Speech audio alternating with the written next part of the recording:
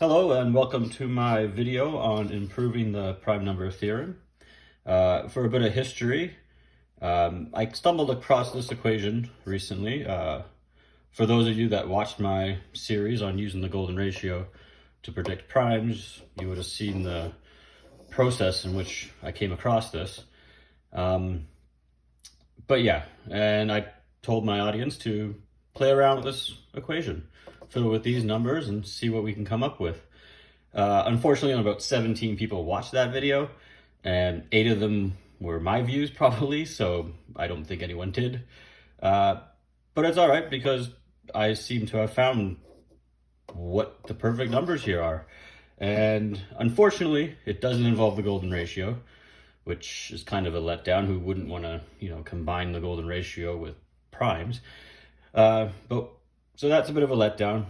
But what I came across is actually very simple and very easy and logical and makes sense. And there it is. Instead of -1, it's just e to the 1 over ln of x.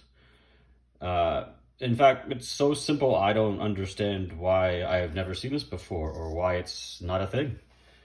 I mean, maybe it's one of those things where it must have been found many times in history, but maybe just the people that found it, didn't have the math credentials to make it a thing.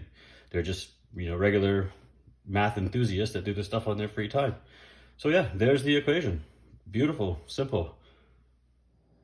So if you're watching this video, I assume that you know a lot about the prime number theorem, and you would probably know that this is supposed to be 1, -1. The problem with it just being 1 is that it tends to 1. So we need to start with a higher number. Now, that's the whole golden ratio thing. I thought it'd be a number just above 1. I would never guess that it would have been e. But it seems like it is. And that kind of makes sense because this whole equation is based on e. So to get a better idea of what's going on here, let's just have a look at this last term here to prove that it goes to 1. So as ln of x goes to infinity, this exponent goes to 0, and anything to the 0 equals 1. Pretty simple. Another way of looking at this is that if we do it like this, you can write the whole equation with a base of e. It's a little redundant with all these ln of x's, but it can be done. Another reason why it works is because it just seems to work. If we look here at Li of 10 to the 300, this is the number you get, some huge number. If we plug in this e, it's exactly the same all the way to here. If we just add 0.1 to e, you can see the number drastically changes into something much further away from this. If we minus 0.1, the same thing. So it definitely is e. So to try to get a better understanding of what's going on with this term, let's see how many different ways we can write it. And as you can see, all of these are the same. Here's the one I have now. That's another way you can write it, which is pretty cool because it invokes a negative exponent. This one I like the most. This one's just a bit redundant, and you can also write it as an infinite term like this. I don't know if any of those are going to help you get a more intuitive sense of what's going on, but I want to go back to this one and rewrite the whole equation using that one. So if we write the term the way I like it, we can write the whole equation like this. And to me, this gives the most intuitive sense of what's going on here. Like everything with primes in the lower end, nothing really makes sense. But if we start with making xe, the equation boils down to this. And as e grows, so like e2 squared, this goes to 2 minus the square root of e. We set x to 3, e cubed, 3 minus the cube root of e.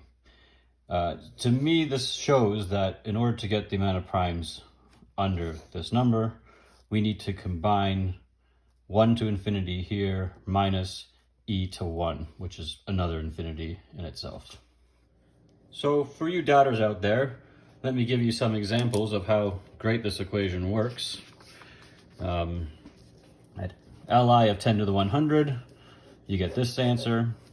The term, e to the 1 over ln of x, is 1.004, and that makes this equal this. As you can see, it's very close up to here, this much accuracy.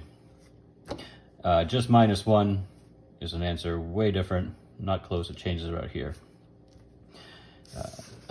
At 10 to the 200, you get this number. As you can see, this is tending closer to 1. Here it's 0.004, here it's 0.002. And you get this number, which is accurate all the way up to here. Even more 9s than here. Ln of x -1 is just, it's different right here. It's not nearly as close. And at 10 to the 305, which is as high as I can go with Desmos, you get that answer. And as you can see, it's 0.001 now, as opposed to 0.002. It's tending to 1. And as you can see, it's accurate all the way up to this last number here. I think that's 9 9s now. So obviously they're going to meet at some point. And ln of x -1, it changes there. So way drastically better than just -1. But of course, me being me, I wasn't just satisfied with this. I had to see if I could tweak it even more to make it better. And yeah, I came up with these two, which are pretty interesting. First of all, we make this an infinite series that goes on forever. It gets closer and closer the more you add, more terms you add to the actual number. Another one that's bizarrely accurate is this right here. If we minus this from this ln of x. I don't know if this is going to go over eventually or what, but between Li of 10 to the 100 and Li of 10 to the 308, which is as high as I could go, Desmos doesn't even tell a difference between this and the Li. It registers 1. So I don't know what that means, but it's incredible how well it works. So yeah, that's my new prime number theorem. Any help or input into this, or if someone can graph this for me, that would be amazing. Like I said, I'm just an amateur math enthusiast. So yeah, please like and share to get this out there, because I really don't know what to do with it anymore. Thank you very much.